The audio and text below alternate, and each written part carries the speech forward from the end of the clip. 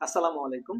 আসসালামু আলাইকুম। বিদ্যমান রাজনৈতিক সংস্কৃতির পরিবর্তন, জুলাইয়ের আকাঙ্ক্ষা বাস্তবায়ন ও ন্যায় নীতির বাংলাদেশ গড়ার লক্ষ্যে গঠিত হয়েছে United People's Bangladesh. United People's Bangladesh বা বাংলাদেশের আত্মপ্রকাশ ঘটতে যাচ্ছে বেসিক্যালি চারটা রাহুগ্রাস থেকে বাংলাদেশকে মুক্ত করার জন্য। 1 নাম্বার ফ্যাসিবাদ, 2 নাম্বার দুর্নীতি, 3 নাম্বারে আধিপত্যবাদ ও 4 নাম্বারে ধর্মবিদ্বেষ। জুলাইয়ের আকাঙ্ক্ষা বাস্তবায়নের জন্য সর্বপ্রথম আমাদেরকে যে কাজটা করতে হবে সেটি হচ্ছে একটি জুলাই সনদ, জুলাই চার্টারকে আমাদের ইস্টাবলিশ করতে হবে এবং এই জুলাই সনদে সকল রাজনৈতিক দলগুলোকে এই ঐক্যমত্যে পৌঁছাইতে হবে যে ফ্যাসিস্ট রাজনৈতিক দল হিসেবে তারা আওয়ামী লীগকে নিষিদ্ধ চায়, এটা জুলাই সনদে অন্তর্ভুক্ত করতে হবে এবং এই জুলাই সনদকে সংবিধানে অন্তর্ভুক্ত করতে হবে।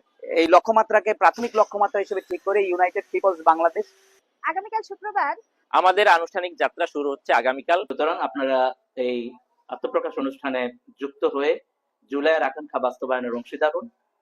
আমরা আপনাদেরকে আমন্ত্রণ জানাচ্ছি।